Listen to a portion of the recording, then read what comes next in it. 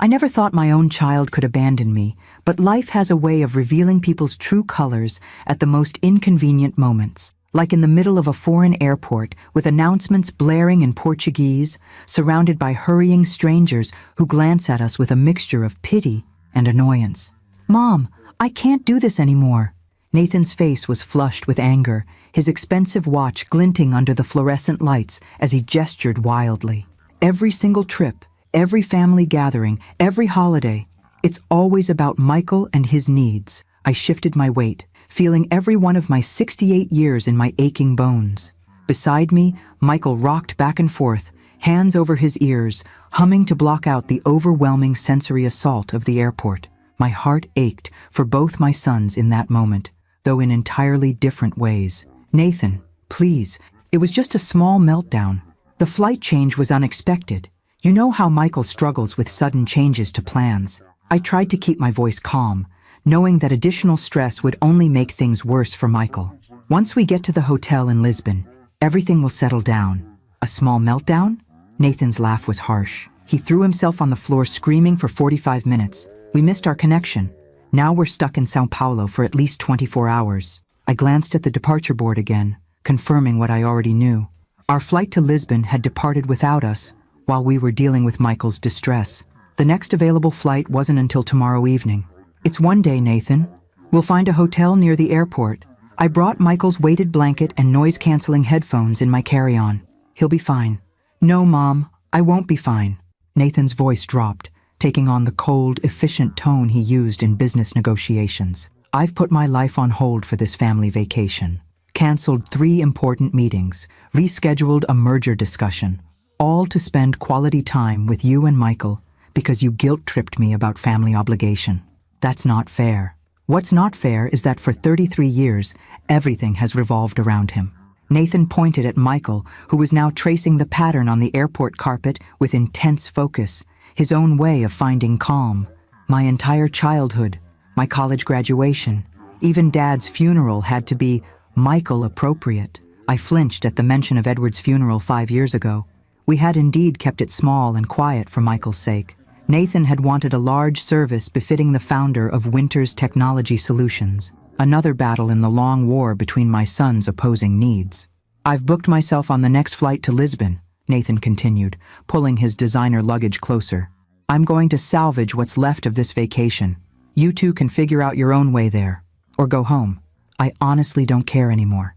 "Nathan!" I grabbed his arm. "You can't just leave us here. I don't speak Portuguese. I've never navigated a foreign country alone, especially not with Michael." He glanced pointedly at my hand until I released him. "Maybe it's time you learned how to manage on your own, Mom. You've got Dad's credit cards. You've got your phone with translation apps. You've got everything except the backbone to stop letting Michael's condition control everyone around him. He can't help who he is." My voice was barely a whisper now. "Neither can I."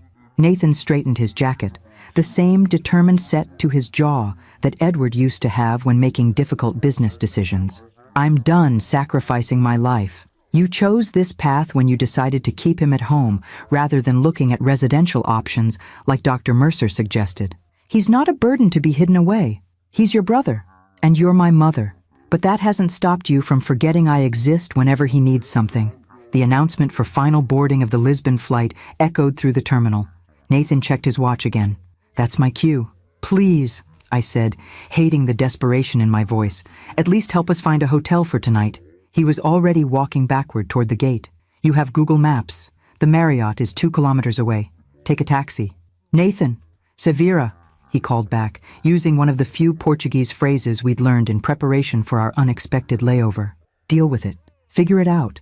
Manage on your own." Then he was gone, swallowed by the crowd of passengers rushing to board, leaving his 68-year-old mother and his autistic brother stranded in a foreign country where we didn't speak the language. I stood frozen, a lifetime of accommodation and peacemaking rendering me momentarily paralyzed. Michael continued tracing patterns on the carpet, oblivious to the crisis unfolding. A kind-faced cleaning woman paused in her work to ask me something in Portuguese, likely checking if I needed help, but I could only shake my head in mute confusion. The shock gave way to something else, something that had been dormant inside me for decades. Anger. Not the fleeting irritation I sometimes felt when Nathan canceled family dinners for work, but a deep, molten rage that he could so callously abandon his own family when we needed him. My hands trembled as I guided Michael to a quiet corner of the terminal, setting him up with his tablet and headphones, his lifeline in overwhelming situations. Once he was settled, I pulled out my phone and scrolled to a contact I'd never used, though Edward had insisted I keep it. Gregory Martinez, the family attorney who had handled Edward's complex estate and who continued to manage the legal affairs of Winters Technology Solutions. Nathan had taken over as CEO after his father's death, but the majority shares remained in my name, a fact my older son conveniently tended to forget. I'd always left the business matters to Edward, and then Nathan, had signed whatever papers they put before me, had trusted them to handle the company Edward had built from nothing, had focused instead on giving Michael the support and love he needed. But now, watching my son tap rhythmically on his tablet screen, his face relaxed now that he was in his comforting digital environment, I realized my accommodation had enabled Nathan's worst qualities. My passivity had allowed him to believe he could discard us when we became inconvenient. I took a deep breath and pressed the call button. Gregory Martinez speaking. His voice was crisp, professional. Mr. Martinez, this is Patricia Winters. A pause. Mrs. Winters, this is unexpected. Is everything all right? No, I said, surprising myself with the steadiness in my voice. Everything is not all right. I need your help with 2 matters immediately. Of course. How can I assist you? First, I need you to arrange immediate hotel accommodations and assistance for myself and Michael in São Paulo, Brazil. We've been, I swallowed hard, left here by Nathan during a layover. His silence spoke volumes. Second, I continued, I need you to call an emergency meeting of the Winters Technology Board of Directors. As majority shareholder, I'm exercising my right to review and potentially restructure the company leadership. Mrs. Winters, Gregory's voice had shifted from surprise to careful professionalism. That's a significant action. Are you certain? Mr. Martinez, I interrupted. My husband trusted you implicitly, which is why I'm calling you now. For 35 years, I've put everyone else's needs before my own. I've stood in the background while Nathan took more and more control over Edward's legacy. I've watched him grow increasingly dismissive of his brother's worth as a human being. Today, he crossed a line that cannot be uncrossed. I looked at Michael, who met my eyes briefly with his gentle smile before returning to his game. My beautiful, complex, challenging son who saw the world through such a different lens than most. I understand, Gregory said after a moment. Consider it done. I'll have a car and interpreter at the airport within the hour, and accommodations arranged immediately.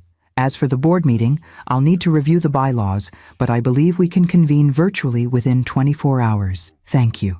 Relief flooded through me, quickly followed by a surge of determination. One more thing. I want you to prepare notification documents for Nathan, to be delivered the moment he lands in Lisbon. I want him to understand immediately that actions have consequences. What specifically should these documents state? I thought for a moment, then spoke with a clarity and purpose I hadn't felt in years. That effective immediately, his access to all corporate accounts has been suspended pending review, that his position as CEO is under evaluation by the board, and that his mother and brother will be just fine without him. As I ended the call, a strange sense of calm settled over me. Michael looked up, sensing the shift in my energy, and reached for my hand, his way of checking if I was okay. We're going to be all right, Michael, I told him, squeezing his fingers gently. In fact, I think this might be the beginning of a whole new adventure for both of us. I had no idea then just how right I would be. The first night in a strange country is always disorienting. When you're a 68-year-old woman who has barely traveled outside her comfort zone, with an autistic son who thrives on routine, it's nothing short of terrifying. Yet sometimes terror gives birth to courage. Está tudo bem? Asked Teresa, the hotel staff member Gregory had arranged to assist us. Her kind eyes crinkled with concern as she helped settle Michael into our suite at the Grand Hyatt São Paulo. I think so, I replied, grateful that Teresa spoke excellent English. We're just a bit overwhelmed. That was an understatement. My hands hadn't stopped trembling since Nathan's departure, though I'd kept them steady around Michael. Years of practice hiding my distress for his sake. Your son, Teresa said hesitantly, watching as Michael methodically arranged his few belongings on the bed in precise order. "He is autistic, yes?" I nodded, bracing for the usual awkward sympathy or discomfort. "My nephew also," she said, surprising me with her warm smile.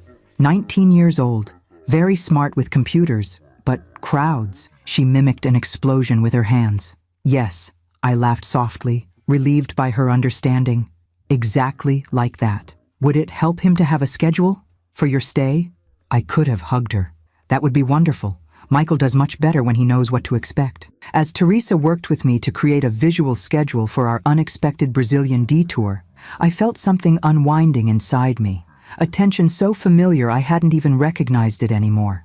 The constant anticipation of judgment, of having to explain or apologize for Michael's differences. Within an hour, we had a printed schedule with pictures of the hotel, restaurant times, and activities that might work for Michael's sensitivities. Teresa even arranged for the hotel's pianist to meet Michael the next day, having noticed his interest when we passed the lobby piano.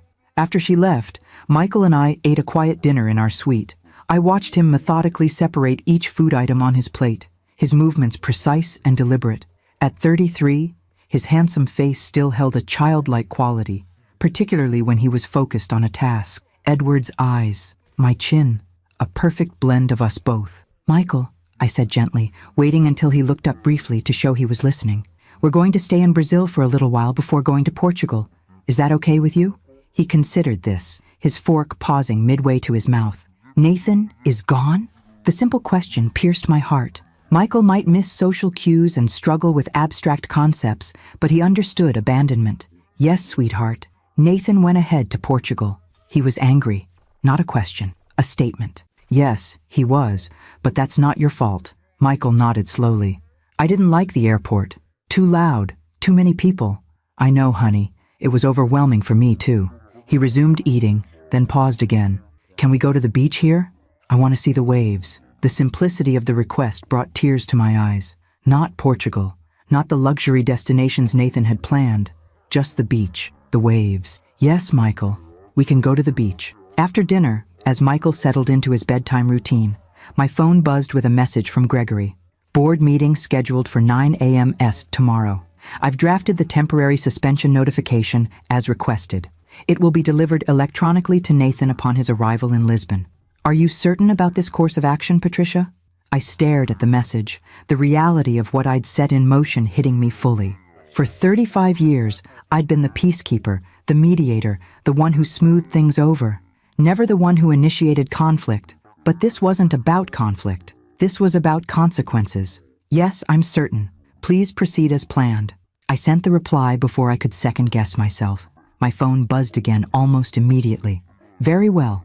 I've also taken the liberty of transferring $50,000 to your personal account for immediate expenses. The corporate credit cards Nathan arranged for this trip may be compromised if he chooses to retaliate. Better to be prepared."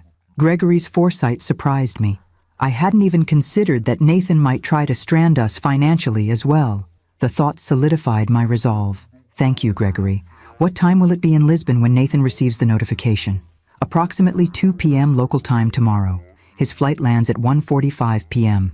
I could picture it clearly. Nathan strolling through Lisbon airport, smug and self-satisfied after his comfortable first-class flight, perhaps already planning which luxury restaurant to visit first. Then the notification, the shock, the disbelief that his doormat mother had actually taken action. Perfect. Please keep me updated. I set my phone aside and went to check on Michael. He was already in bed, his weighted blanket pulled up to his chin, scrolling through pictures of ocean waves on his tablet. "Tomorrow?" he asked when he saw me. "Yes, Michael. Tomorrow we'll see the real waves." His smile, rare and precious, lit up his entire face. "Good night, Mom.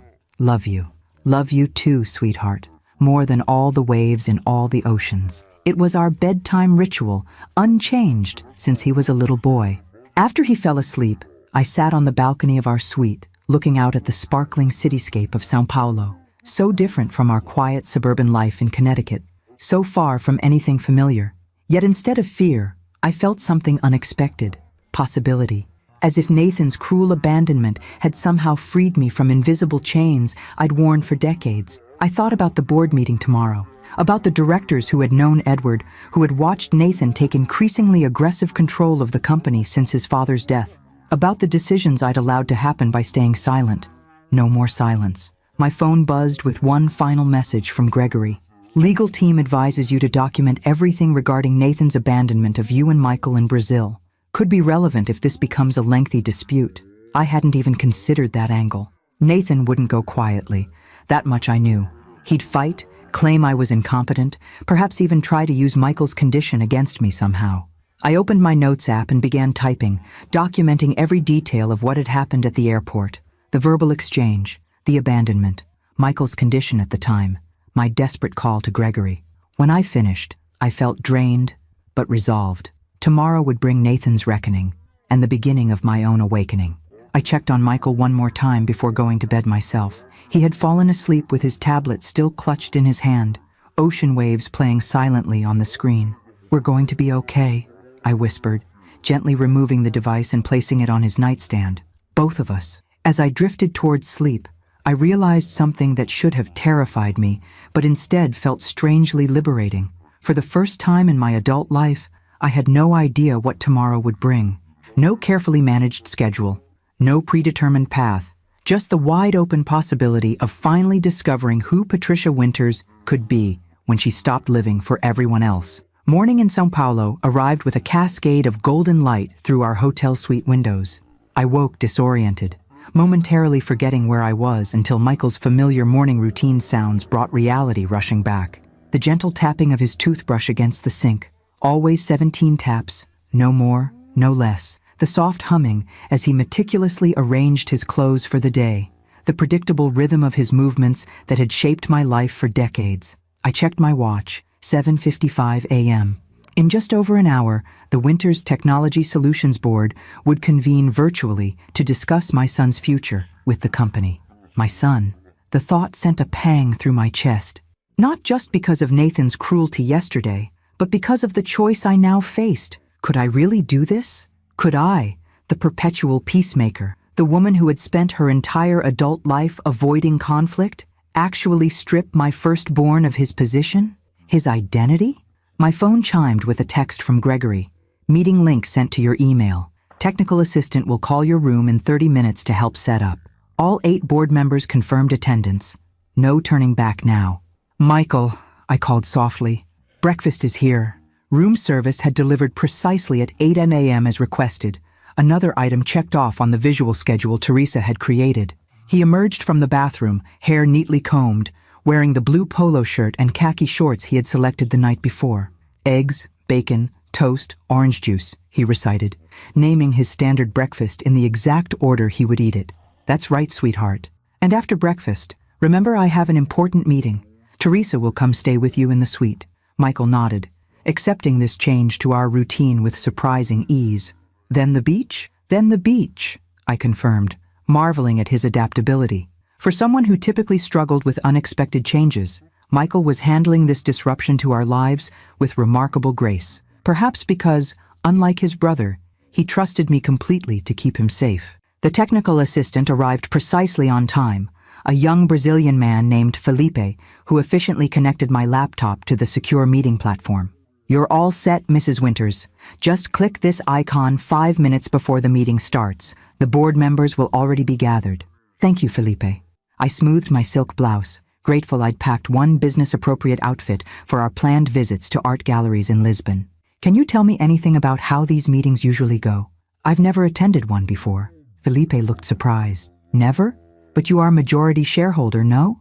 Yes, but my husband, and then my son, always handled the business matters. Something like sympathy flashed in Felipe's eyes. The meetings are very formal. Mr. Winters, your son, he runs them with, how do you say, iron hand? An iron fist, I corrected gently. Yes, this. Very strict, very fast. Not much discussion. Felipe hesitated. Some board members, they try to speak, but Nathan doesn't let them? He nodded, looking uncomfortable at speaking ill of the CEO. Thank you, Felipe. That's helpful to know. After he left, I spent the remaining time reviewing the company documents Gregory had sent overnight. Financial statements, recent major decisions, board member profiles. Information I should have been familiar with years ago. Edward had always tried to involve me in the business, but I'd been so consumed with Michael's needs that I'd abdicated that responsibility entirely. The realization made me wince. Perhaps Nathan's resentment wasn't entirely without foundation. At 8:55 a.m., Teresa arrived to stay with Michael. At 9 Suisas a.m. sharp, I clicked the meeting icon, heart pounding so loudly I was certain it would be audible through the microphone. 8 faces appeared on my screen, arranged in a grid. 6 men and 2 women, all in their 50s or 60s, all with the polished, prosperous look of successful executives. I recognized a few from Edward's funeral, but most were strangers to me. Mrs. Winters, Gregory's familiar face filled the center square. Thank you for joining us. Ladies and gentlemen of the board, as you've been informed, this emergency meeting has been called by Patricia Winters, majority shareholder of Winters Technology Solutions, to address concerns regarding current company leadership. Murmurs of surprise rippled through the virtual room. Clearly, despite the meeting notification, they hadn't expected me to actually appear. Before we begin, Gregory continued, I should note for the record that CEO Nathan Winters was invited to this meeting, but is currently unreachable, presumably in transit to Portugal. What exactly is this about? Demanded a silver-haired man I recognized as Richard Harmon, one of Edward's oldest friends and business associates. Where is Nathan? I took a deep breath and looked directly into the camera. Mr. Harmon, members of the board, thank you for convening on such short notice. Yesterday, while on a family vacation, my son Nathan abandoned me and his autistic brother Michael at São Paulo International Airport in Brazil, leaving us stranded in a foreign country where we don't speak the language. The shocked silence was almost comical.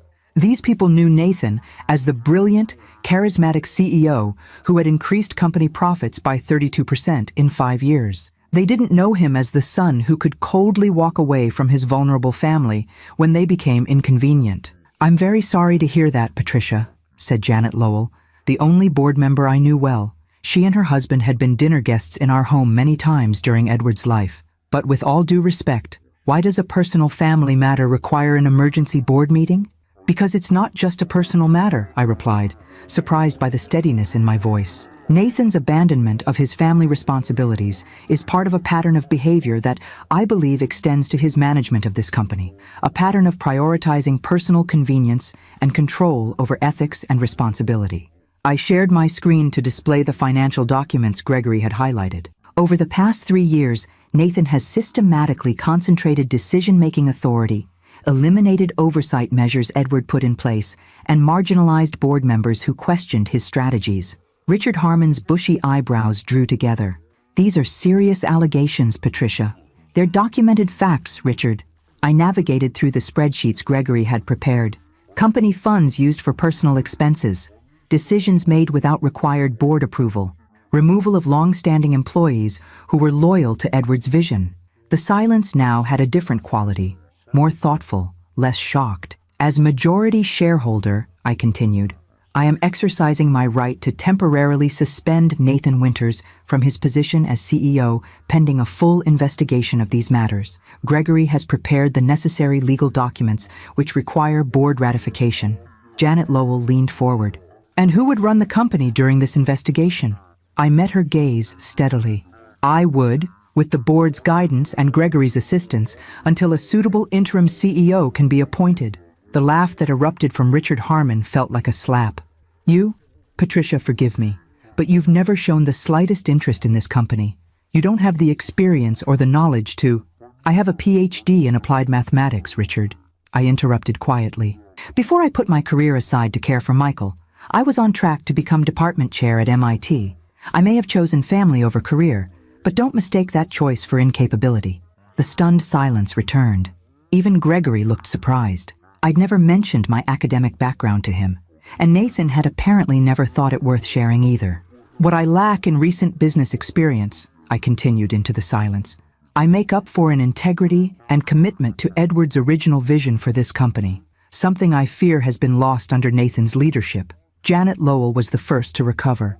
I moved to approve the temporary suspension of Nathan Winters as CEO, pending investigation of the financial irregularities presented by Mrs. Winters. I second, said a younger board member I didn't recognize. Gregory, shifting smoothly into his role as corporate counsel, called for the vote. All in favor? One by one, hands raised across the digital squares. 6, 7, all 8 board members. The motion passes unanimously, Gregory announced. Nathan Winters is hereby suspended as CEO of Winters Technology Solutions, effective immediately. All company access and privileges are temporarily revoked pending investigation. I exhaled slowly, feeling the weight of what had just occurred.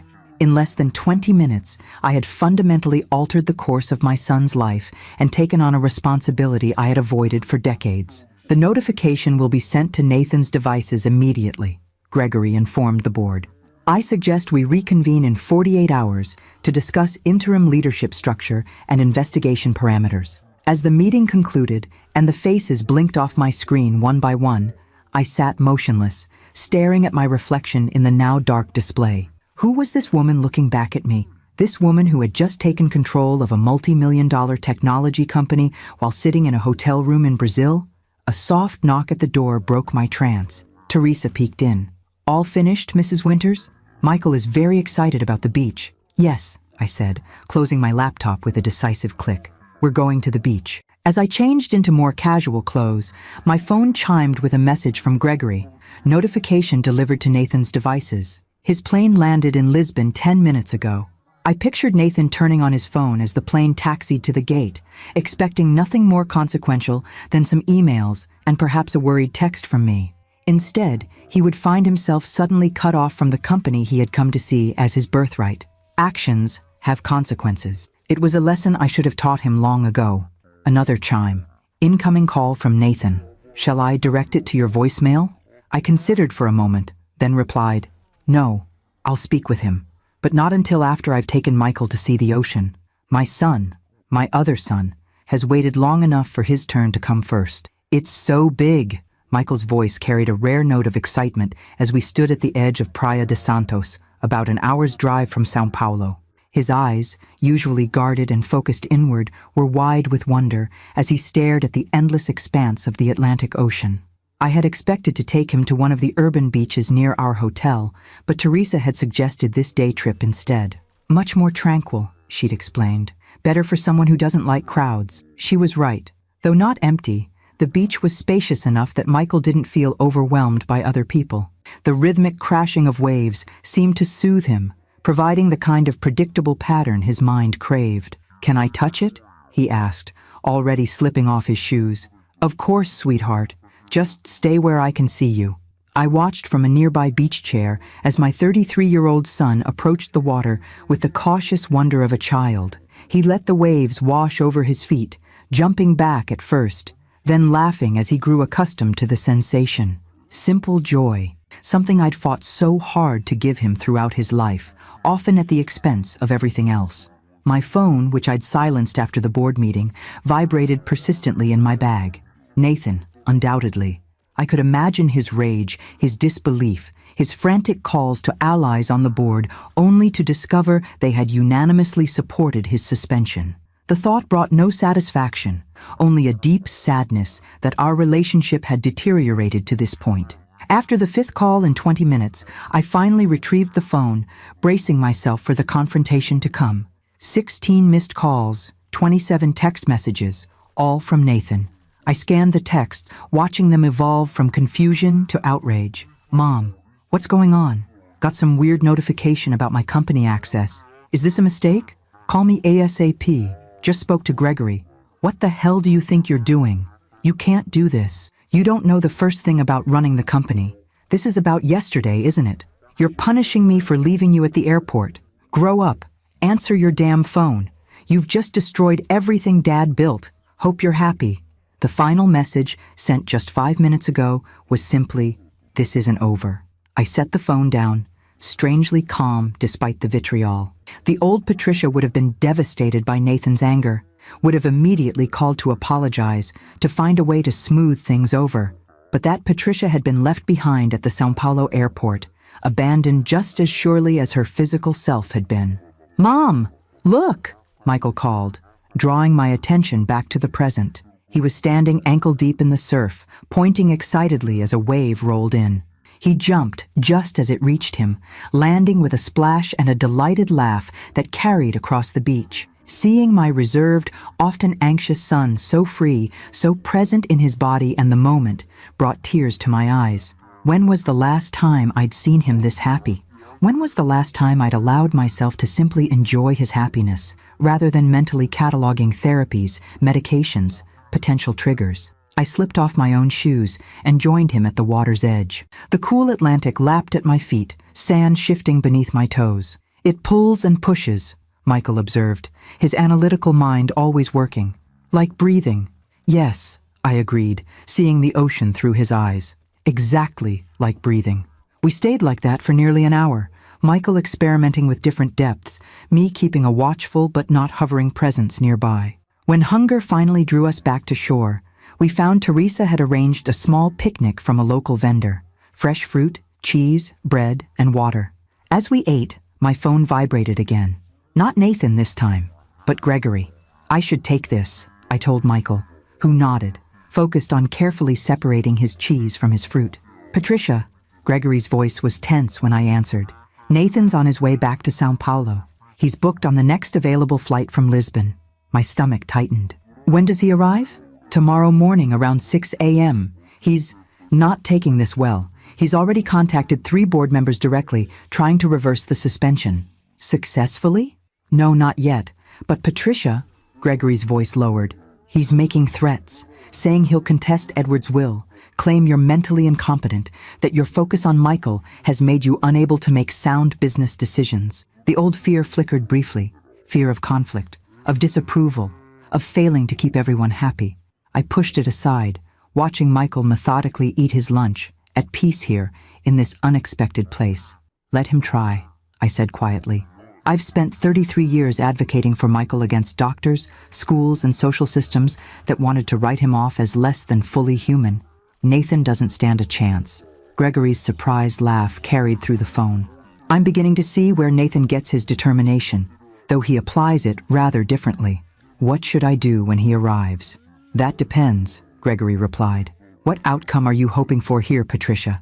Do you want to punish Nathan? Reform him? Remove him permanently from the company?" The question caught me off guard. What did I want? I'd acted on impulse, out of anger and hurt when Nathan abandoned us. But now, with the immediate crisis past, what was my actual goal? "I want him to understand that actions have consequences," I said slowly. "That he can't treat people, family or employees, as disposable when they become inconvenient. But I don't want to destroy him, Gregory. He's still my son." "Then I suggest neutral territory for your meeting. Not your hotel, not anywhere he controls. Somewhere public but private enough for a frank conversation." "I'll think about it," I promised, ending the call. The rest of our afternoon passed peacefully. Michael collected shells, arranging them in precise patterns on the sand. I alternated between watching him and jotting notes in a small notebook I'd purchased at the hotel gift shop. Thoughts about the company, questions for the next board meeting, ideas for changes I might implement during my temporary leadership.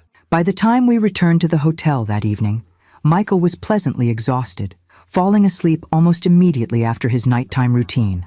I sat on the balcony again, contemplating the vibrant city lights and the confrontation to come. My phone chimed with an email from Gregory, containing a detailed agenda for tomorrow's executive briefing.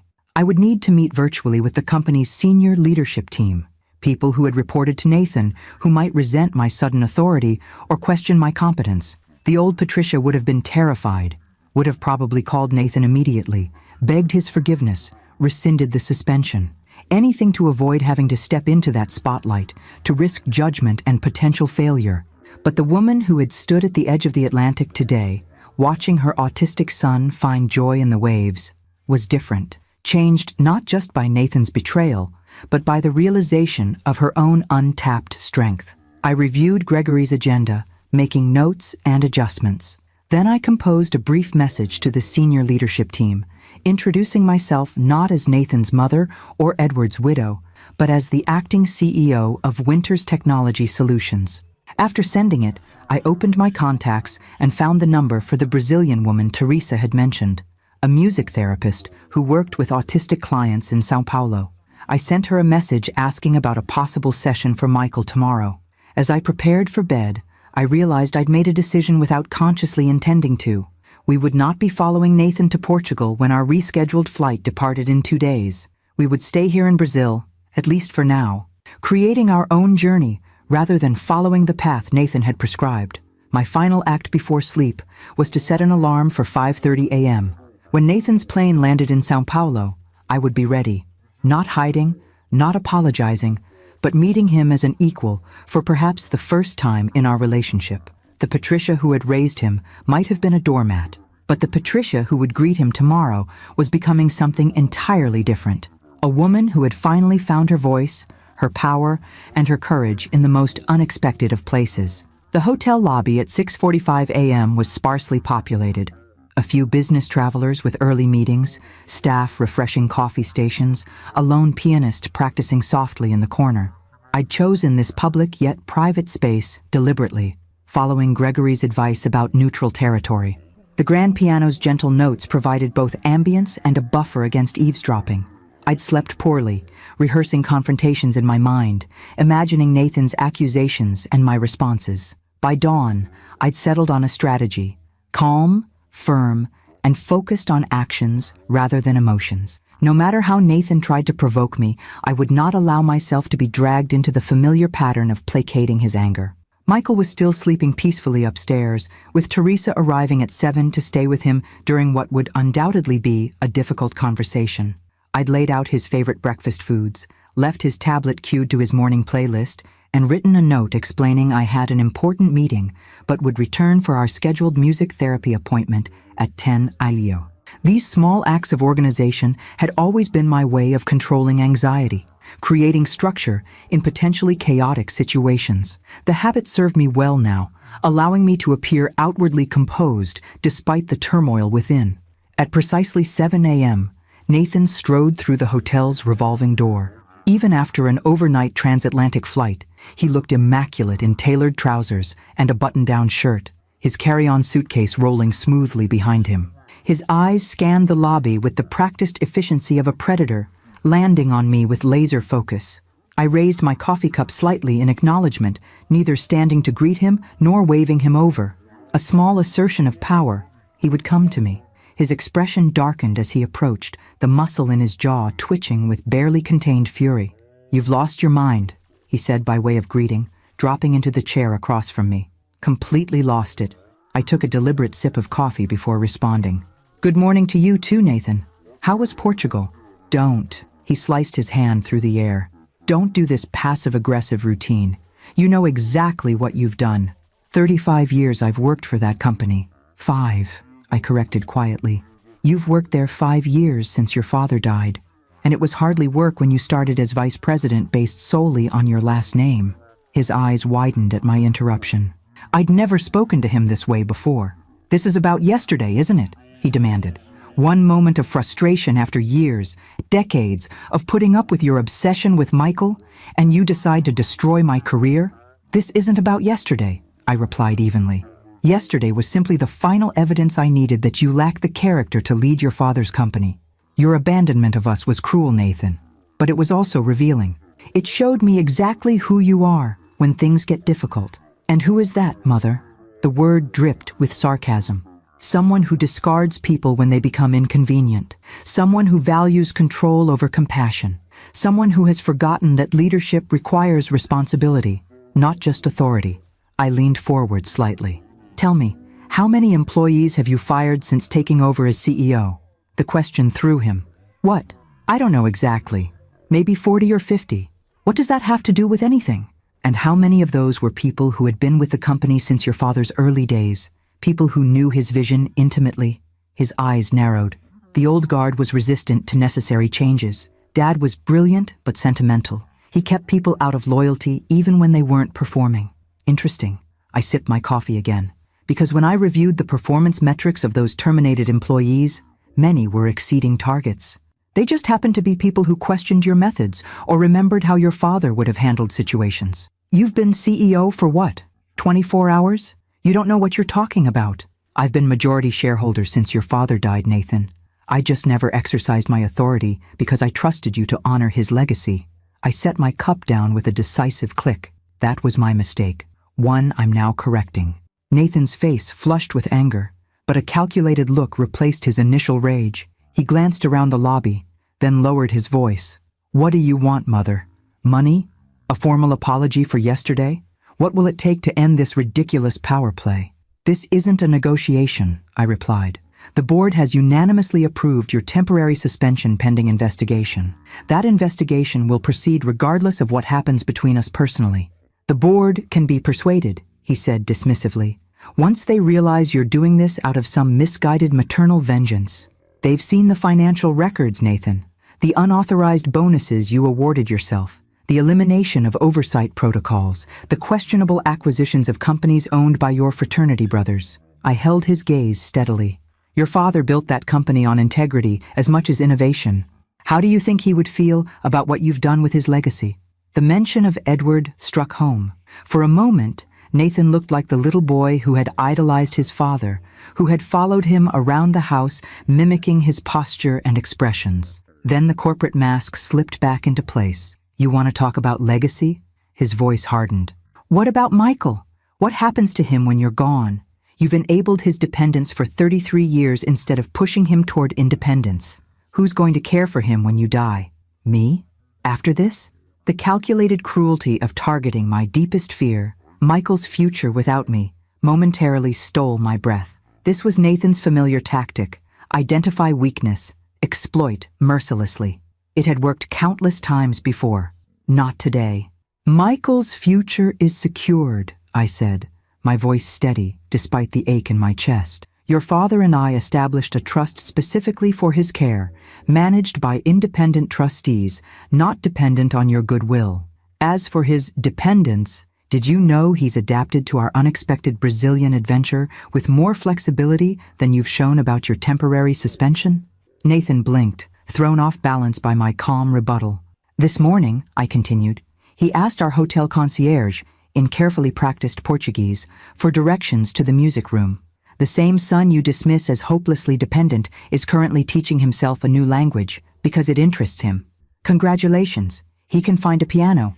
That hardly qualifies him for independent living. No one is suggesting it does, but your constant underestimation of his capabilities says more about your limitations than his. I glanced at my watch. I have an executive briefing in 30 minutes. What is it you hope to accomplish with this conversation, Nathan? He stared at me as if seeing me for the first time. This unfamiliar mother who didn't cower, apologize, or seek to smooth his ruffled feathers. I want my company back, he said finally. I've worked too hard to have it taken away on your sentimental whim. It was never your company, I corrected gently. It was your father's vision, built with the support of hundreds of talented people, many of whom you've systematically pushed aside. If the investigation shows you've been a responsible steward of that legacy, you'll be reinstated. If not, I shrugged. Actions have consequences. And what about your actions? He demanded. What about the consequences of turning against your own son? I haven't turned against you, Nathan. I've simply stopped enabling behavior that dishonors your father's memory and your own potential. I stood, gathering my purse and the folder of documents I'd brought to review before my meeting. You're welcome to stay in São Paulo, of course, but Michael and I will be continuing our vacation without you. Where? The question escaped before he could mask his surprise. We haven't decided yet. Maybe Rio. Michael expressed interest in the music scene there. I allowed myself a small smile. It turns out, travel agrees with both of us, now that we're free to move at our own pace without judgment. As I turned to leave, Nathan called after me. This isn't over, Mother. I paused, looking back at my firstborn, the baby I had held with such hope, the boy I had raised with such pride, the man who had become increasingly unrecognizable to me. In his eyes, I saw not just anger, but fear of losing the identity and power he'd come to define himself by. No, I agreed softly. It isn't over, but it is changed, Nathan. Everything is changed now. The minor chord sounds sad, Michael observed, his long fingers resting thoughtfully on the grand piano keys. But not bad sad, beautiful sad. That's exactly right, replied Gabriella, the music therapist Teresa had connected us with. Emotions in music are complex, just like emotions in people. I watched from a comfortable chair in the corner of the hotel's music room, marveling at the easy rapport between them. Gabriella had approached Michael with respectful patience, allowing him to establish his own boundaries rather than imposing arbitrary expectations. Within 20 minutes, they were engaged in a flowing conversation about music theory that occasionally stretched beyond my comprehension. The executive briefing I'd conducted earlier had gone surprisingly well. The senior leadership team, initially wary of this unknown quantity suddenly placed in charge, had warmed considerably when I asked thoughtful questions about their departments rather than issuing immediate directives. My academic background had proven unexpectedly relevant. The analytical skills honed during my mathematics career transferred readily to business strategy. Now, watching Michael absorbed in musical exploration, I felt a sense of parallel awakening. Both of us discovering capabilities long dormant, stepping into new versions of ourselves far from the constrained roles we'd occupied at home. My phone vibrated with an incoming call from Gregory. I slipped outside to answer, not wanting to disturb Michael's session. "The investigation team has made some preliminary findings," Gregory said without preamble. "It's worse than we initially thought, Patricia. Nathan hasn't just been playing fast and loose with corporate governance. He's been systematically dismantling the ethical framework Edward built into the company." I leaned against the wall, absorbing this. Specifics? Patent infringement cover-ups, aggressive tax avoidance schemes that border on evasion, termination of whistleblowers under the guise of performance issues. Gregory's voice tightened. And concerning personal behavior. Multiple complaints from female employees about inappropriate comments and pressured dinner invitations, all quietly settled with NDAs and severance packages. I closed my eyes, a wave of disappointment washing over me. Not just professional misconduct, but personal moral failures as well. What had happened to the boy who had once insisted on returning a cashier's overly generous change? Who had defended smaller children from playground bullies? When did he become this person, Gregory? "I don't know," he replied gently. "But the board needs direction on how to proceed. These findings could justify permanent removal, possibly even criminal charges in some instances. The maternal instinct to protect warred with my responsibility to the company and its employees." "What would Edward have done?" I asked finally. "Edward was unflinchingly ethical in business," Gregory said without hesitation. "He would have prioritized accountability and the company's integrity over family loyalty in this situation."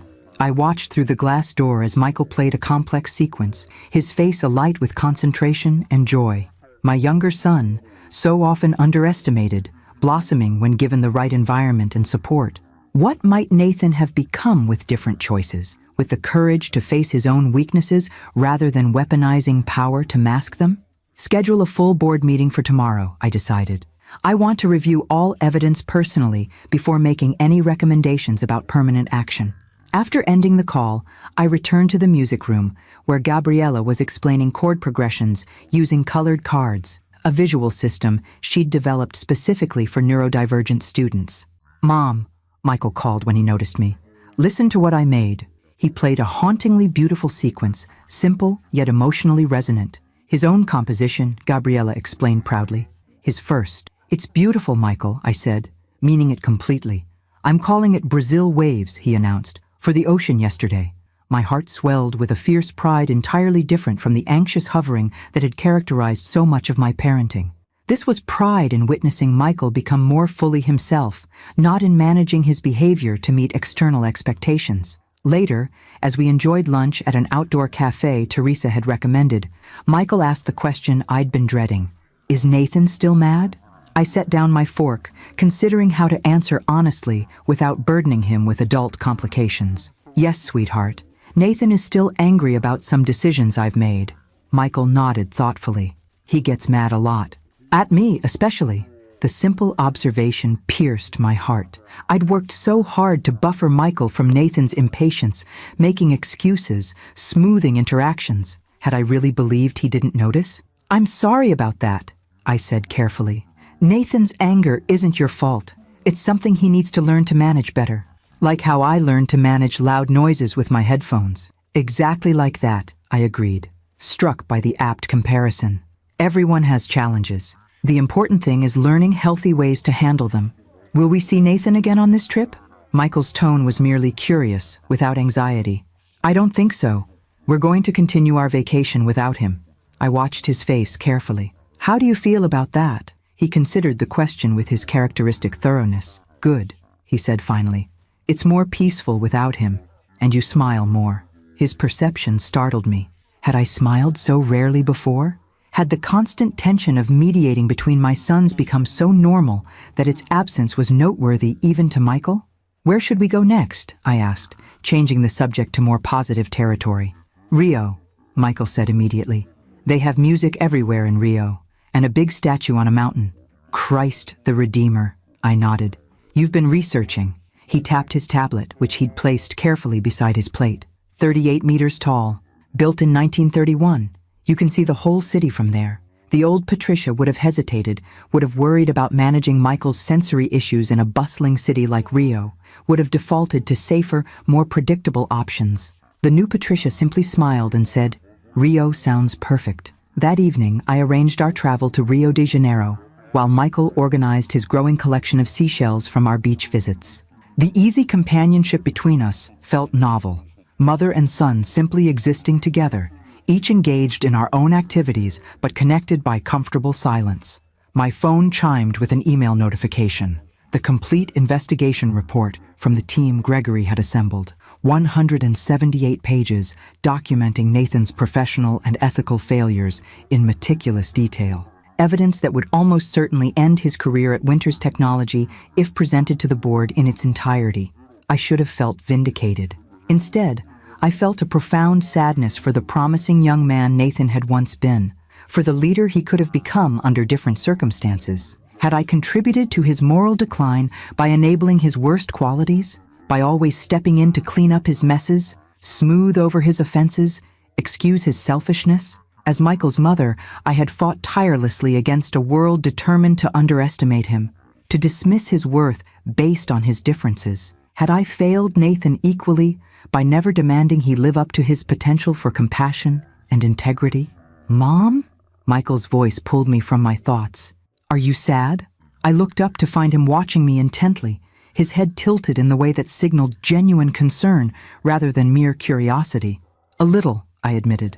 "I'm thinking about some difficult decisions I need to make." He nodded, processing this. Then, with careful movements, he selected one of his seashells, a perfect spiral in cream and gold, and placed it in my hand. "For your collection," he said seriously. "Everyone needs beautiful things when they're sad." I closed my fingers around the shell. This simple gift, carrying more meaning than any expensive present Nathan had ever given me. "Thank you, Michael. It helps." And somehow, it did. The small, perfect spiral in my palm reminded me that growth often happens in barely perceptible increments, that transformation follows natural patterns, that beauty emerges from the accumulated wisdom of navigating life's currents. Whatever decisions tomorrow would bring regarding Nathan's future with the company, I would approach them with the same spiraling growth, moving forward while carrying the lessons of the past, seeking the pattern that honored both justice and compassion.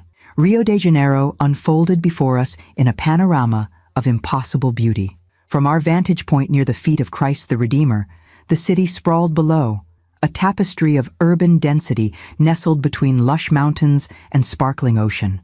Michael stood transfixed, his hands gripping the railing, eyes wide with wonder. "It's so much," he whispered, not in the overwhelmed way that usually preceded a sensory meltdown, but with genuine awe. "So much beautiful." "Yes," I agreed, standing beside him. "It's almost too beautiful to take in all at once." We had arrived in Rio the previous evening, settling into a boutique hotel in Ipanema that Gabriela had recommended as both luxurious and sensory-friendly. Michael had fallen asleep immediately after our late dinner, but I had spent hours reviewing the investigation documents, preparing for the board meeting that would determine Nathan's professional fate. The evidence was damning, comprehensive, and unambiguous. Nathan hadn't merely bent ethical guidelines. He had systematically violated core principles upon which Edward had built the company. The patents he had infringed belonged to small developers who couldn't afford protracted legal battles. The employees he had silenced included women who had endured his inappropriate advances and dedicated workers who had questioned his most ethically dubious decisions. In the harsh light of these revelations, my maternal instinct to protect him seemed increasingly misguided. The board would expect a recommendation from me as acting CEO and majority shareholder. the company's future, its ethical foundation, and the livelihoods of hundreds of employees now rested in my hands. "Look, Mom!" Michael pointed to a hang glider soaring from one of the nearby peaks. "He's flying." The brightly colored wing caught thermal currents, carrying its passenger in graceful arcs above the cityscape. Freedom and risk in perfect balance. "Breathtaking," I agreed, struck by the metaphor it presented. Safety came not from avoiding heights, but from having the right equipment and understanding the currents. My phone vibrated in my pocket, a reminder that the board meeting would begin in 30 minutes. I had arranged for a hotel staff member to accompany Michael on a guided tour of the botanical gardens while I handled this difficult business. "Michael, I need to take my meeting now. Remember Jerome will take you to see the giant water lilies and exotic birds?" He nodded, his gaze still following the hang glider's path. "I'll take pictures to show you." "I'd love that." I squeezed his shoulder gently. "I'll meet you for a late lunch after my meeting."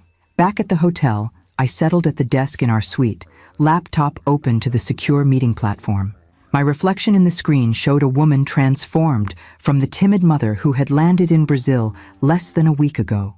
My posture straighter, my expression more assured, my eyes clearer.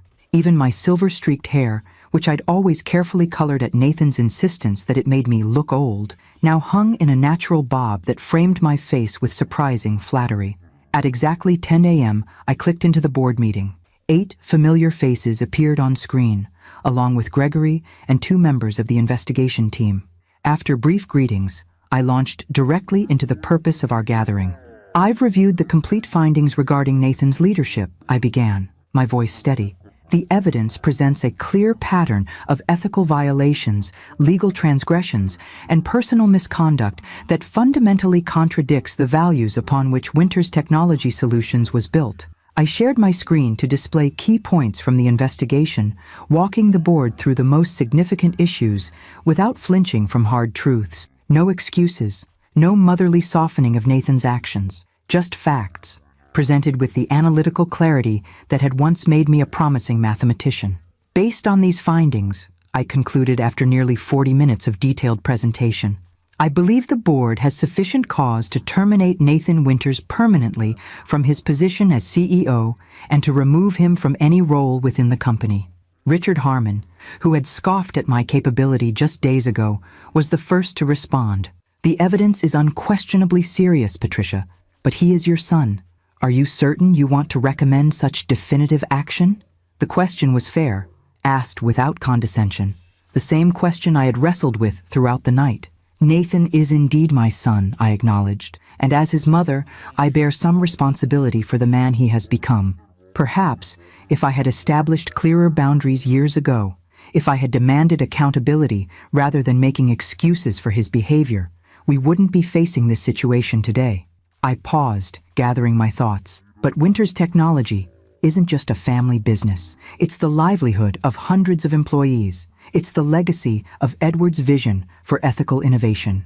My personal feelings, my maternal instincts, these cannot supersede my responsibility to the company and the principles it was founded upon. Janet Lowell nodded slowly. "Well said, Patricia. What do you propose as next steps?" "A formal termination effective immediately," I replied. "Removal from the board of directors. Legal counsel should evaluate which violations may require reporting to regulatory authorities." I took a breath before adding, "and a personal trust fund established for Nathan, separate from company assets. My son has made grievous mistakes, but I won't see him destitute while he hopefully rebuilds his life on better principles." The vote was unanimous, though I saw the compassion in several board members' eyes as they cast their ballots. Not pity, but genuine recognition of the painful position I faced as both mother and company leader. Gregory would handle the formal notification to Nathan. I had insisted on including a letter from me, not apologizing for the consequences of his actions, but expressing my hope that this reckoning might ultimately lead him toward becoming the man his father had believed he could be. As the meeting concluded, Richard Harmon remained on the call after others had disconnected. "Patricia, I owe you an apology. I severely underestimated you." "Thank you, Richard, but no apology is necessary. I underestimated myself for most of my adult life." I smiled faintly. "It took being abandoned in a foreign country to discover what I'm capable of." Edward always said you were the most brilliant person he'd ever met, Richard said. He would be proud of how you've protected his company and how you've grown. After we disconnected, I sat motionless, absorbing the magnitude of what had just transpired. I had effectively ended my son's career. The relationship between us, already damaged, might never recover from this final rupture. Yet alongside the sadness ran a thread of something else. Not satisfaction in Nathan's downfall, but pride in my own integrity. For perhaps the first time in my adult life, I had made a decision based not on keeping peace or pleasing others, but on what I genuinely believed was right. My phone chimed with incoming photos from Michael's botanical garden tour. Giant lily pads, exotic flowers, a brilliantly colored toucan perched on a branch. Simple joys captured through his unique perspective. Looking at these images, I felt a strange lightness despite the weight of the morning's decision. Nathan's future was now his to determine. Michael was flourishing in ways I had never imagined possible. And I, Patricia Winters, widow, mother, mathematician, reluctant CEO, was finally becoming the woman I might have been all along, had I not surrendered my identity so completely to others' needs and expectations. I texted Michael, "Beautiful photos. Looking forward to lunch. What kind of food would you like?" His reply came quickly. "Brazilian barbecue. João says it's the best, and I want to try the fruit juice with acai." I smiled at his newfound adventurousness with food. Historically one of his most rigid areas. Sounds perfect. See you at 1:1. As I prepared to meet my younger son, I realized the board meeting had given me clarity about another decision as well. It was time to find a new permanent CEO for Winters Technology, someone with both the business acumen and ethical foundation to honor Edward's legacy. My own future lay elsewhere, in a direction I was only beginning to glimpse, but that filled me with unexpected excitement. First, though, there was Brazilian barbecue to enjoy, and a son's newfound joy to celebrate. The rest would unfold in its own time, each decision building on the last in a spiral of growth that had only just begun. The revelation came unexpectedly, as most important discoveries do.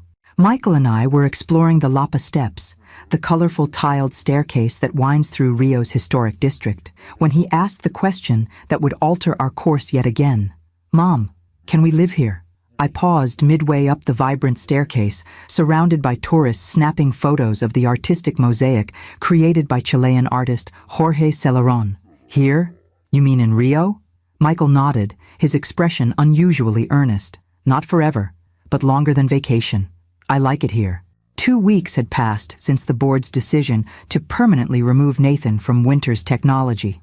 2 weeks of exploring Rio's contradictions, its sophisticated cultural offerings alongside its casual beach lifestyle, its opulent neighborhoods adjacent to humble communities. Michael had thrived in this environment of colorful stimulation, counterbalanced by peaceful retreats to our quiet hotel. "You really like it that much?" I asked, genuinely curious.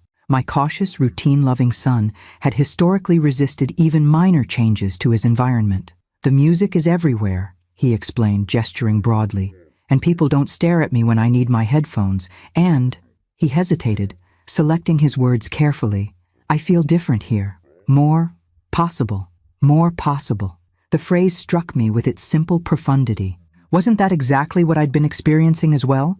An expansion of what seemed possible once removed from familiar constraints? "I'd need to think about logistics," I said, not dismissing the idea outright as I once might have done. "My responsibilities to the company, your therapy continuity, language barriers?" "I'm learning Portuguese," he reminded me, pulling out his tablet to display the language app he'd been diligently using. "And Gabriela said she has colleagues here in Rio who work with adults like me." The thoughtfulness behind his request surprised me. This wasn't an impulsive desire, but something he had been considering seriously. "Let me think about it," I promised. "It's a big decision." That evening, while Michael was engaged in an online music composition class Gabriela had arranged, I took a solitary walk along Ipanema Beach. The setting sun painted the water in shades of orange and gold, silhouetting the distinctive profiles of Two Brothers Mountain against the darkening sky. Could we really do this? Temporarily relocate to a foreign country where neither of us spoke the language fluently? The practical obstacles seemed formidable, yet none felt insurmountable with proper planning. My phone rang, Gregory calling with our now regular evening update on company matters. The board has narrowed the CEO search to 3 candidates, he reported, after initial pleasantries. They'd like your input before proceeding to final interviews. Send me their profiles, I replied, watching waves break against the shore in rhythmic percussion. I'll review them tomorrow. There's something else, Gregory continued, his tone shifting slightly. Nathan has requested a meeting with you. Not about the company. He seems to have accepted that decision, at least legally. He says it's personal, about your relationship moving forward. My chest tightened. In the weeks since his termination, Nathan had maintained complete silence toward me, despite my attempts to reach out. The professional separation had been necessary, but the maternal pain of estrangement remained acute. Did he say what specifically he wants to discuss? Only that he's been in therapy since the termination, at the suggestion of an old friend from MIT who apparently reached out after hearing what happened. He says he has things to tell you that can't be communicated properly long distance. Therapy. The word hung in the air, unexpected and hopeful. Nathan had always dismissed psychological support as weak and unnecessary, Edward's stoic influence manifesting in our son. He's willing to come to Brazil? I asked, surprised. Actually, he suggested meeting in New York next month. He's relocated there temporarily while figuring out his next professional steps. I considered this as I watched an elderly couple walking hand in hand along the shoreline, leaning slightly into one another for support. The image stirred something in me, a reminder that healing relationships requires both parties moving toward each other, meeting somewhere in the middle of their separate journeys. Tell him I'll consider it, I said finally. But first, I need to make a decision about something else. After ending the call, I returned to our hotel, my mind clearer than it had been in years. Michael looked up from his composition software as I entered our suite, his questioning gaze meeting mine. 3 months, I said without preamble. We'll stay in Rio for 3 months as a trial. If it works for both of us, we can consider a longer arrangement. His face lit with a smile of pure, unguarded joy, so rare and precious that it confirmed my decision instantly. When? He asked, already reaching for his tablet, likely to begin researching longer-term accommodations. We'll need about 2 weeks to arrange everything properly. I'll need to coordinate with the board about remote work, find us a suitable apartment, arrange for your therapy continuity. I already found apartments, he interrupted, showing me a carefully curated collection of rental listings. This one has a music room and is close to the beach, but not too noisy. I laughed, delighted by his initiative. You've really thought this through, haven't you? Since the first week, he admitted. I've been making lists, pros and cons. And the pros won? He nodded solemnly. By a significant statistical margin. The mathematician in me appreciated his analytical approach. Show me these apartments then. Let's see which one might work for our extended stay. As Michael excitedly walked me through his research, I marveled at this new dimension of our relationship. No longer simply caretaker and dependent, we were becoming true partners in crafting our shared life. His needs remained significant, but so did his capabilities. Capabilities I had perhaps unconsciously limited by maintaining too protective an environment. The next morning, I woke early and slipped out to the balcony with my coffee, watching Rio come alive with the rising sun. Gregory had sent the CEO candidate profiles as promised, and I reviewed them with professional detachment, noting strengths and concerns for each. One candidate in particular stood out, Dr. Elaine Watkins, former MIT professor turned tech executive, whose emphasis on ethical innovation aligned closely with Edward's original vision. I sent my recommendation to the board, then opened a new email to Nathan. After multiple attempts and deletions, I settled on simple honesty. Nathan, Gregory mentioned your request to meet in New York next month. Michael and I have decided to extend our stay in Brazil for at least 3 months, so I won't be back in the States until after that period. However, if your desire to talk is genuine, I'm open to meeting you halfway, both literally and figuratively. I'll be in Miami on September 15th for a technology conference where I'm delivering the keynote address. If you're willing to come to Miami, I would make time to meet with you there. Whatever has happened between us professionally, you are still my son. That hasn't changed and won't change, regardless of the path each of us takes moving forward. Mom, I sent it before I could overthink the wording, then turned my attention to the practicalities of our extended stay. Apartment viewings to arrange, visa extensions to secure, remote work protocols to establish with the board. By mid-afternoon, Michael and I were meeting a rental agent at the apartment he had selected as his top choice, a spacious two-bedroom in Leblon with a small music room, walking distance to the beach, but situated on a quieter residential street. "It's perfect," Michael declared, after methodically inspecting each room, testing acoustics, light patterns, and ambient noise levels with the thoroughness that characterized his approach to important decisions.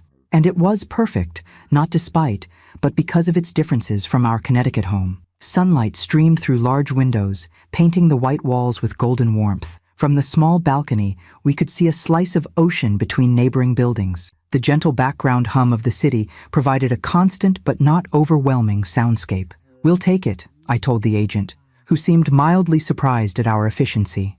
As we completed the preliminary paperwork, my phone chimed with an email notification. Nathan, responding to my message with unexpected promptness. "Mom, Miami works. I'll be there. There are things I need to say to you, and probably more I need to hear from you. I'm not the same person who left you and Michael at that airport. I can't undo what I did, but I'm trying to understand why I did it and how to become someone different. Nathan." I read the message twice, noting the absence of his usual defensiveness and deflection. Perhaps there was a bridge possible between us after all, not the automatic forgiveness he might have expected in the past, but something more considered. A relationship built on honesty rather than obligation. "Good news?" Michael asked, noticing my expression. "Potentially," I replied, tucking my phone away. "A bridge being built where I thought there was only empty space." He nodded as if this made perfect sense, turning his attention back to the sunlight dancing across the apartment floor. "Bridges are important. They connect different places while still letting them be separate." As usual, my supposedly limited son had captured the essence of a complex emotional truth with beautiful simplicity. Nathan and I might never return to our former relationship, nor should we, given its unhealthy dynamics. But perhaps we could build something new, a connection that honored our separateness while acknowledging our enduring bond. For now, though, my focus remained on the immediate joy before me. Michael's excitement about our new temporary home, the adventure we were embarking on together, and the continuing revelation of who we both could become when freed from the constraints of others' expectations. "Are you nervous?" Michael asked as we navigated Miami International Airport, his keen perception once again cutting through my carefully maintained composure.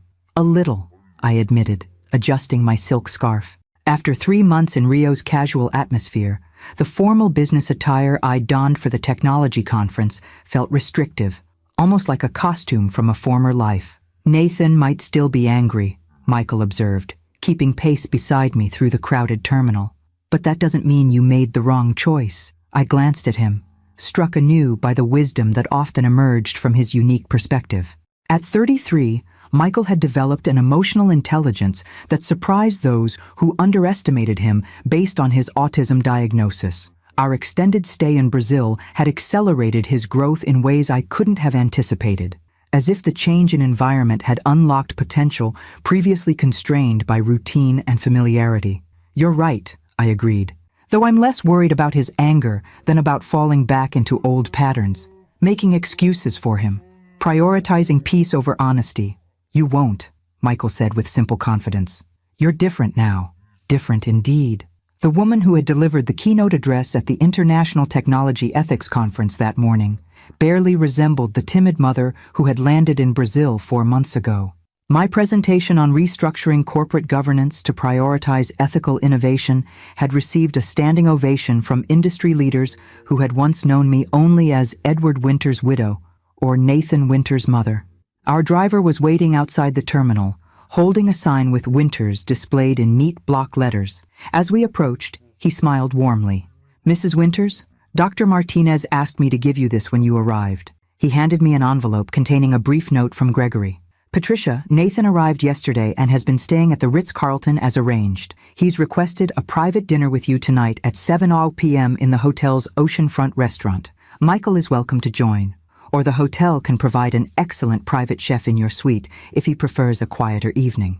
I've taken the liberty of upgrading your accommodations to the presidential suite to ensure maximum comfort for both of you after your long flight from Rio. Call if you need anything at all. Gregory." "Nathan wants to have dinner with us," I told Michael as we settled into the car. "How do you feel about that?" Michael considered the question with his characteristic thoroughness. "Is it a quiet restaurant? With space between tables? Knowing Nathan's preferences, it's probably very upscale and not too crowded, I replied. But you don't have to come if you'd prefer not to. I'll decide when I see it, he said pragmatically. I brought my noise-canceling headphones just in case. The drive to South Beach took us past palm-lined streets and Art Deco buildings bathed in late-afternoon sunlight. Miami's vibrant energy reminded me of Rio, though with a distinctly American polish that felt both familiar and foreign after our time abroad. The Ritz-Carlton welcomed us with elegant efficiency, the staff discreetly attentive without overwhelming Michael with excessive conversation or eye contact. Our suite overlooked the Atlantic Ocean, the same ocean we had come to love in Rio, but viewed from a different shore, a fitting metaphor for the perspective shift our journey had created. As we settled in, Michael moved methodically through the suite, examining each room with his usual attention to detail. Nice acoustics, he declared, testing the sound absorption by snapping his fingers in different locations. And good lighting, not too harsh. I smiled at his assessment. Will you be comfortable here while I meet with Nathan? The hotel can send up dinner if you prefer to stay in. He looked up from his inspection of the terrace doors. I want to try the restaurant first. I can always come back here if it's too much. His willingness to attempt an unfamiliar, potentially overwhelming environment, rather than automatically choosing the safer option, represented significant growth. In Rio, with the support of his therapists and the freedom to practice social navigation at his own pace, Michael had developed remarkable coping strategies for sensory challenges. At 6:45 p.m., we made our way to the oceanfront restaurant. Michael wore noise-canceling headphones around his neck, ready if needed, but his posture remained relaxed as we were escorted to a private table on the terrace. The setting sun cast golden light across the waves, the gentle ocean soundtrack providing natural white noise that actually seemed to soothe rather than aggravate his sensitivities. I spotted Nathan immediately. He stood as we approached, and I was struck by subtle but significant changes in his appearance. The impeccable designer suit remained, but his previously clean-shaven face now sported a neatly trimmed beard. More notably, the tense, controlled posture that had characterized him for years had softened somehow, his shoulders less rigid, his expression less guarded. "Mom," he said simply, stepping forward to embrace me. The gesture felt awkward but genuine, lacking the perfunctory quality his rare physical affection had carried in recent years. When he turned to Michael, I tensed instinctively, prepared to intercede if needed. But Nathan surprised me. "Hey, Michael," he said, making brief eye contact before glancing away, respecting Michael's usual discomfort with prolonged eye contact. "Is it okay if I shake your hand? Or would you prefer not to?" The consideration behind the question, acknowledging Michael's autonomy regarding physical touch, was so unlike the old Nathan that I momentarily wondered if this was truly my son. Michael extended his hand briefly. "Hello, Nathan. Your beard is new." Nathan smiled, a genuine expression that reached his eyes. "It is. My therapist suggested trying changes that separate who I'm becoming from who I was. Seems small, but it helps somehow. Visual reminders of internal changes can be effective." Michael nodded seriously. "Like how Mom stopped coloring her hair in Brazil." I touched my silver-streaked hair self-consciously. The decision to let my natural color grow out had been liberating, though I hadn't realized Michael had noticed the significance behind it. We settled at the table, an unexpectedly comfortable silence falling as we reviewed menus. The waiter appeared, and I watched with quiet amazement as Michael ordered for himself, specifying his preferences clearly and asking questions about ingredients. A level of independent interaction that would have been unthinkable before our Brazilian sojourn. After our orders were placed, Nathan took a deep breath. "I've been rehearsing what to say for weeks, but now that we're here, all my prepared speeches seem inadequate. Maybe start with what you're feeling right now," I suggested gently. He nodded, fingers tracing the condensation on his water glass. "Shame," he said finally. "Profound shame about who I became, how I treated you both, the way I corrupted Dad's company." The raw honesty in his voice caught me off guard. Nathan had always been defensive, quick to justify his actions or deflect responsibility. "My therapist helped me see that I've been angry my entire adult life," he continued. "Angry at Michael for needing so much of your attention. Angry at Dad for his impossible standards. Angry at you for focusing on Michael's needs while expecting me to just handle everything on my own." He looked up, meeting my eyes directly. But that anger was really covering something else. Fear. Fear that I wasn't enough, that I would never measure up to Dad's expectations, that I was fundamentally unlovable except for what I could achieve. The vulnerability in his admission brought tears to my eyes, not because I agreed with his assessment, but because I recognized the kernel of truth within it. I had approached my son so differently, constantly accommodating Michael's needs while expecting Nathan to be self-sufficient, perhaps denying him the emotional support he had needed in less obvious ways. "I'm not saying this to blame you," Nathan added quickly. "My therapist has been very clear that understanding origins doesn't excuse harmful behavior. What I did, abandoning you both in Brazil, the ethical violations at the company, the way I've treated people who couldn't benefit me, those choices were mine. I'm just trying to understand why I made them so I can make different ones going forward." Michael, who had been quietly stimming with his napkin while listening, spoke unexpectedly. "Everyone needs different kinds of help. I needed help with sounds and people. Maybe you needed help with feelings." Nathan stared at his brother, genuine surprise registering on his face. "That's exactly right, Michael. I needed help with feelings, but didn't know how to ask for it." As our appetizers arrived, the conversation shifted to lighter topics: our experiences in Brazil, Michael's musical development, the technology conference where I'd spoken that morning. Nathan listened with apparent interest as Michael described the composition he was working on, asking thoughtful questions that acknowledged his brother's intelligence rather than condescending to his limitations. When the main courses arrived, Nathan returned to more difficult territory. "I want you both to know I'm not contesting any of the board's decisions. I deserve to lose my position. And Mom, your leadership has apparently inspired the entire organization. Gregory tells me employee satisfaction scores are the highest they've been since Dad was alive. I'm only interim CEO," I reminded him. "The board is finalizing their selection of Dr. Elaine Watkins next week. She's brilliant," Nathan acknowledged, "and ethical to her core. A much better fit than I ever was." He hesitated, then added, "I've been offered a position teaching business ethics at NYU, ironically enough. A former colleague who believes in second chances thinks my experience provides a unique perspective on how ethical failures evolve." "That's surprising," I admitted, "but potentially valuable.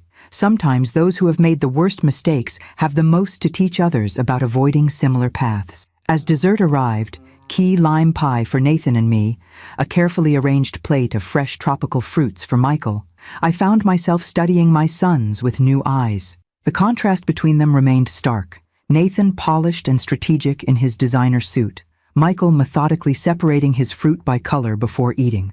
Yet something had shifted in the dynamic between them, a tentative respect replacing Nathan's former impatience. "I have something to ask you both," Nathan said, setting down his fork, "and I want to be clear that there's no pressure to answer immediately or even to say yes at all." I tensed slightly, old wariness rising despite our cordial evening. "What is it?" "I'd like to visit you in Rio," he said. "Not immediately, but perhaps in a few months when I've made more progress in therapy.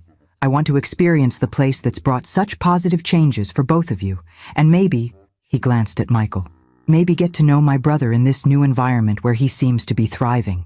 Michael looked up from his carefully arranged fruit. "Why?" The directness of the question might have seemed rude from anyone else, but from Michael, it was simply his way of seeking clarity. Nathan didn't seem offended. "Because I've missed a lot by viewing you through my own limitations rather than seeing your capabilities. Mom's emails about your musical compositions and your adaptation to life in Rio made me realize how little I actually know you." Michael considered this thoughtfully. "You would stay in a different apartment? Not with us?" "Absolutely," Nathan nodded. "I'd get my own place nearby. No disruption to your routine or space." Michael looked to me, silently seeking my input. "It's your decision too, Michael," I assured him. "Our home is shared space, and both of us should feel comfortable with any visitors." He turned back to Nathan. "You have to learn about personal space and not interrupt when I'm composing, and use a quiet voice in the morning." Nathan smiled, genuine warmth replacing his usual polished charm.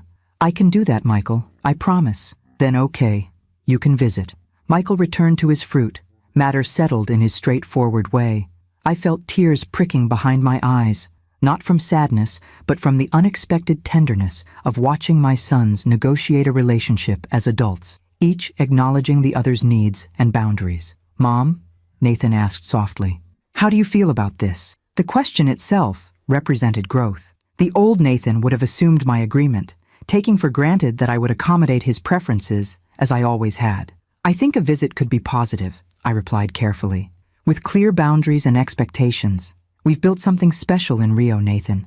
Something healing for both of us. I'd welcome sharing that with you, but not at the cost of the peace we've found." "I understand," he said, no defensiveness in his tone. "I know I've lost your trust, and rebuilding it will take time. I'm prepared for that journey, however long it takes."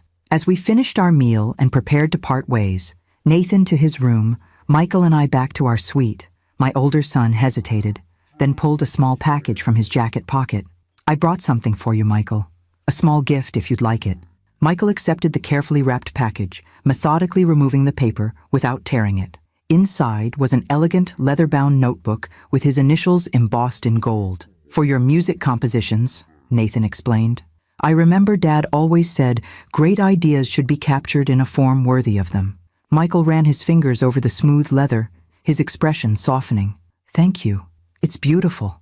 "And Mom," Nathan continued, producing a second package. "This is for you. Not to influence your decisions about anything, just a recognition." Inside was a vintage mathematics textbook, specifically the advanced calculus text I'd used during my doctoral studies at MIT.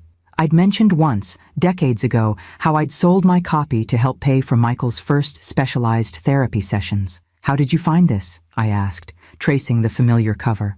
"I've had a lot of time for reflection these past months," Nathan said. "Remembering fragments of conversations, moments when you mentioned dreams you'd set aside. It took some searching, but I found a first edition in remarkably good condition. The thoughtfulness behind the gift, not just the book itself, but the recognition of who I had been before motherhood consumed my identity, touched me deeply."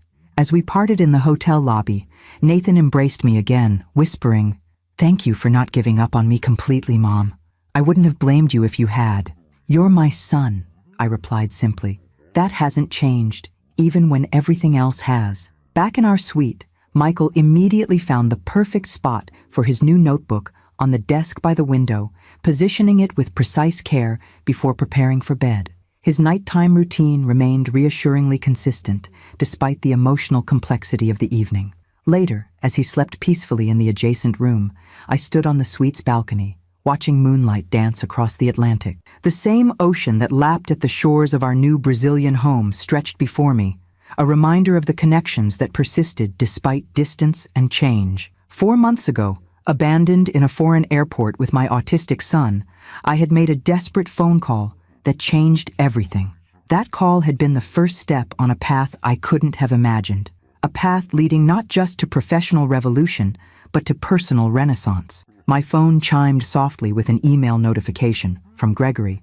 Dr. Elaine Watkins had formally accepted the CEO position at Winters Technology, with a specific request that I remain as board chair to help guide the company's ethical rejuvenation. The role would require only quarterly visits to Connecticut, allowing me to maintain our life in Rio while contributing meaningfully to Edward's legacy. As I composed my acceptance, another email arrived. This one from Gabriela, Michael's first music therapist in São Paulo. A renowned conductor visiting Rio had heard one of Michael's compositions during a therapy showcase and expressed interest in incorporating elements of it into an upcoming symphony. Would Michael be interested in a mentorship opportunity? I smiled, imagining Michael's reaction to this news in the morning. His world was expanding in ways neither of us could have predicted, his unique gifts finally finding the right environment to flourish. My own world had expanded similarly. The mathematics textbook Nathan had given me rested on the bedside table, a tangible reminder of the woman I had been and might become again. Perhaps, I mused, the universities in Rio might welcome a visiting mathematics lecturer, someone with a unique perspective on applied chaos theory, after witnessing its principles in action throughout her own life. 3 days later, as our plane descended toward Rio de Janeiro, the familiar landscape of our new home came into view. Sugarloaf Mountain, Christ the Redeemer, the crescent beaches embracing the Atlantic. Michael, his new composition notebook open on his lap, looked up with a contented smile. "Home," he said simply. "Yes," I agreed, the word carrying weight and meaning I couldn't have comprehended 4 months earlier. Home. Not the home defined by familiar walls and generational history, but home in a deeper sense, the place where we had both found freedom to become our truest selves. The place where an autistic son had discovered his musical voice and a long-silenced mother had reclaimed her power. As we stepped off the plane into the warm Brazilian evening, I realized that the journey that had begun with abandonment had led to the most profound homecoming of all, the return to ourselves, to possibilities long dormant, to lives fully and authentically lived. Nathan would visit in the spring, taking his first steps toward genuine connection with his brother and reconciliation with me. The company would continue under new ethical leadership, Edward's vision restored and expanded. Michael's music would find its way into the world, touching others with its unique beauty. And I, Patricia Winters, mathematician, mother, board chair, emerging composer's advocate, would continue becoming the woman I was always meant to be. One choice, one day, one brave step at a time. The call that changed everything had not been to the family attorney after all. It had been the call within myself, finally answered after decades of silence, the call to courage, to self-worth, to the remarkable life waiting beyond the boundaries of others' expectations.